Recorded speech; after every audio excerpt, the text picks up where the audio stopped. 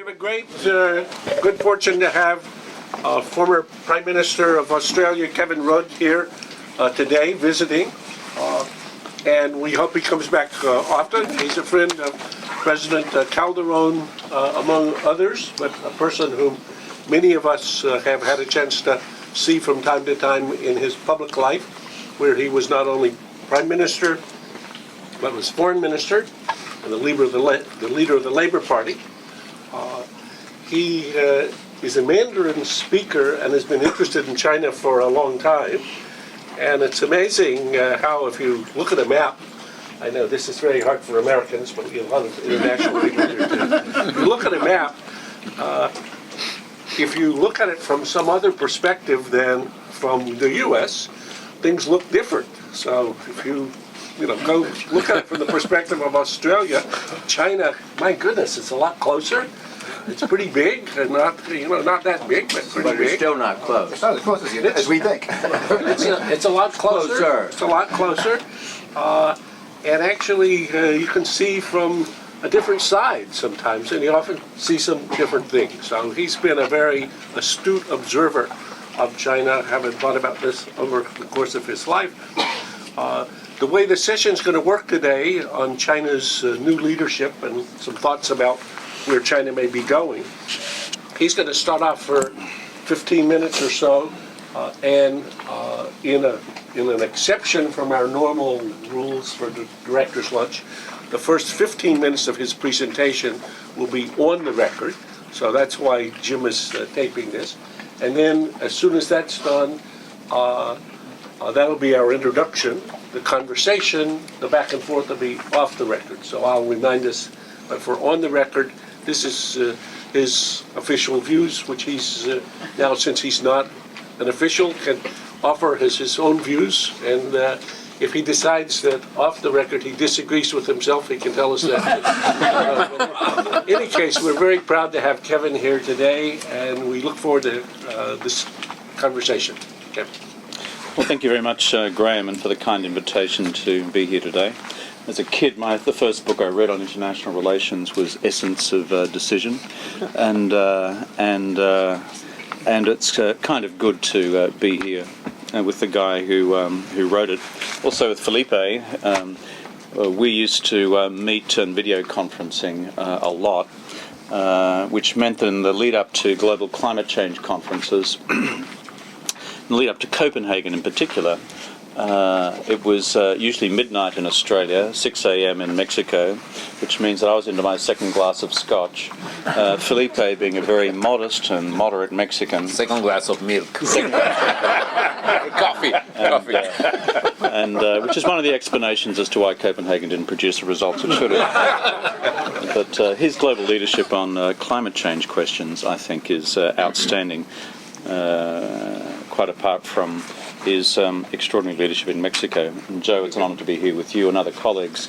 As a kid studying Chinese at the Australian National University, a keen student of the politics of dissent in China, and Rodman Farquhar's book on the 100 Flowers movement, which was the first definitive study of it and the anti-rightist movement which followed it. And the pattern of dissent prior to and subsequent to that, I think, is an extraordinary contribution to scholarship and my own understanding of Chinese politics. A few thoughts in the 10 or 15 minutes I'll speak.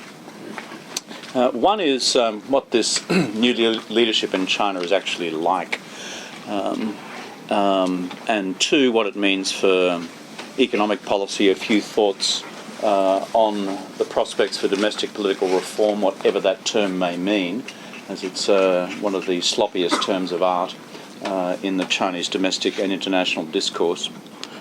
And then finally some thoughts on foreign policy direction with the United States.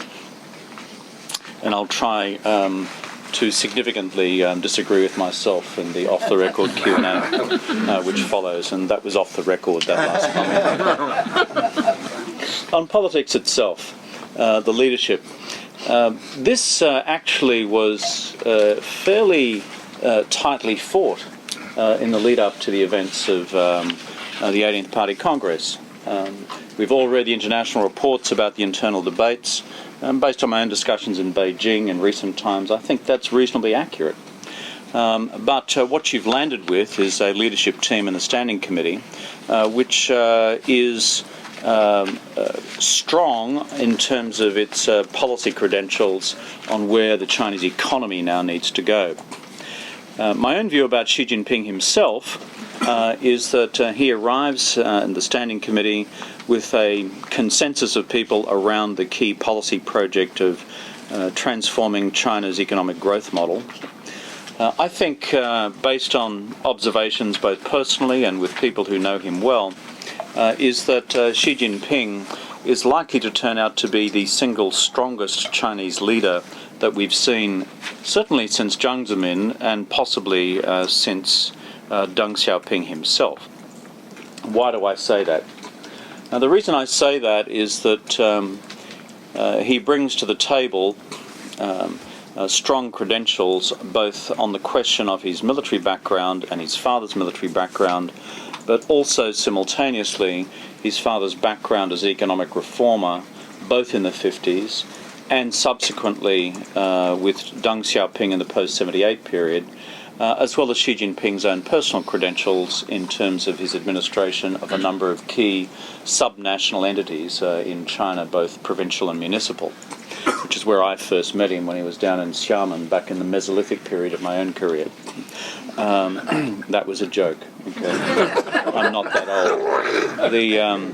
Mesolithic. Yeah, so it's just post-Neolithic. Economists don't know what that is yet. It can be measured though. Furthermore, what my judgment about him, and this is based on some extensive conversations with him in the period that I was Prime Minister and we had him as a guest in Australia as Vice President, is that my own judgment of his character is that he's quite unlike those who have immediately preceded him and those who preceded them as well. This is a guy who will sail through 6 or 7 or 8 hours of conversation without a note. And that was my experience of him. He's exceptionally well bred in terms of his policy briefs. By instinct, he's an historian. He has read in detail Chinese classical history, Chinese party history, and to some extent, global history. By predisposition, he's a person with an inquiring mind, an historian's mind. I do not see him, therefore, as simply falling into the pattern of being primus inter pares, which was certainly the case in terms of Hu Jintao's presidency over the collective leadership of the last 10 years. I see him certainly in a much more assertive position, as we saw with Jiang Zemin, although no one can ever parallel, of course, Deng Xiaoping himself. So if you look at the other members of the Standing Committee of the Politburo, people have often asked, well, where do they stand in terms of the uniformity of the reform project on the economy? My best judgment is that of the other members of the Standing Committee of the Politburo, there'll be two he'll be relying on in particular. One speaks for himself, and that's Wang Qishan, and not just in the task which he's been formally given in charge of the Discipline Inspection Commission of the party, which, as you all know, is central to the task of trying to deal with the corruption challenges which have so radically undermined the party's credibility. Wang Qishan will have a broader role within this operation. Remember, the Standing Committee functions in many respects like a cabinet system in other governments. They meet weekly, they have a formal agenda. The agenda papers cover the breadth of government administration and party administration, and therefore when the big economic decisions go to the Standing Committee, Wang Qishan will be playing the role of being more than simply a silent observer. He'll be an active interlocutor on where things go next. The other principal ally who is seen as strong and competent in his own rights is Yu Guangcheng, who has come out of Shanghai as the party secretary. And I think these two will be very much the mainstays of the strong political and policy support for Xi Jinping as he embarks upon the reform direction. Li Keqiang is actually a different proposition. As you know, he arrives at the table of the premiership and as a Standing Committee member, not out of a strong political tradition, a technocratic tradition, and a person who is still in formation, in my own judgment, but a person who is nonetheless intellectually committed to the task of implementing the reform direction which is outlined in the 12th five-year plan. Enough about pure politics itself, and let's move on to the second question, which is, and where to now with the Chinese economy? I think everyone in this room knows that the priority list for the Standing Committee of the Politburo, number 1, number 2 and number 3, apart from maintaining the unity of the country, the classic list of Taiwan and Xinjiang and Tibet and the other periodic or episodic threats to the unity of the country or political dissent. The core priority for this term of Xi Jinping's leadership is to implement the economic transformation agenda as outlined in the 12th five-year plan. This is not a challenge of policy, this is a challenge now of political economy. The economic policy direction, consistent with China's internal debates on key shifts in policy direction, has been had over much of the last decade. It's consolidated in the 12th five-year plan. The logic is clear. The content is clear in terms of the transformation from investment to consumption. Furthermore, the importance of the services sector, the new rubric for it in terms of Chengshihua or Chengzhenhua, urbanization, which is now a wrap-all phrase which takes in these various elements of the economic reform program.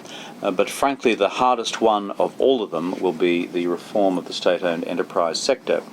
And in terms of generating the next increment of growth and the next large-scale growth and employment, they know at a policy level what needs to be done with creating greater space, market space for private firms in the economy, but they are facing enormous difficulties in terms of the traditional utility of the state-owned sector and the semi-state-owned sector as further tools in the economic toolkit of the government, but also, frankly, the patronage system which operates within Chinese politics as well.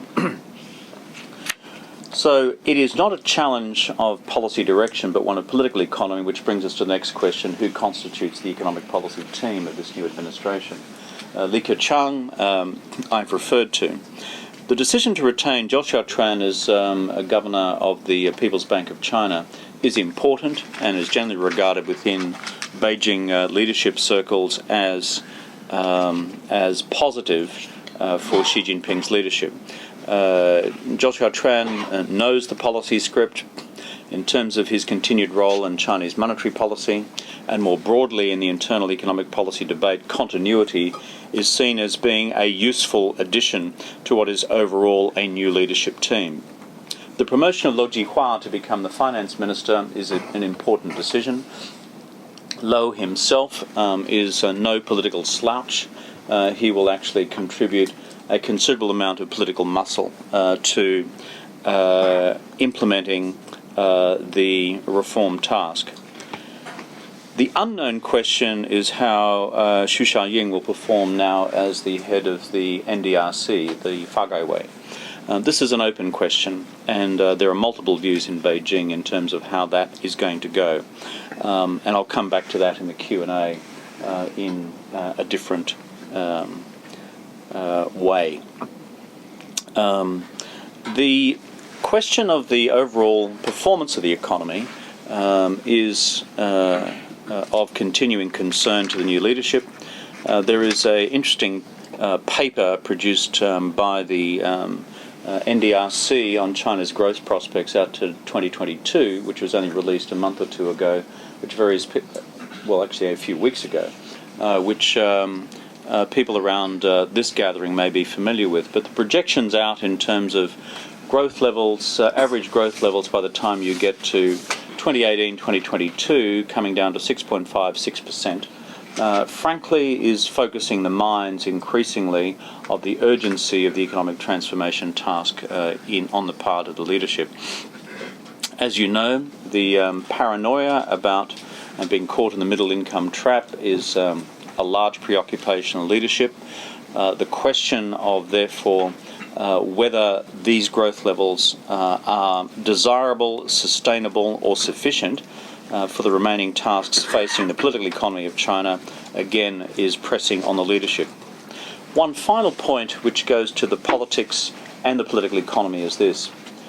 There is an open discussion in China as to, on the streets, about Xi Jinping's leadership style, which the public and people I speak to are supportive of. Basically, his democratization of the role, a decision not to use motorcades, a decision to cut out excessive entertainment and excessive formalism in Chinese political and bureaucratic behaviour. This is getting a good rap around the place in terms of, frankly, the laobaixing, the people on the streets, the cab drivers and the rest. There is a question mark.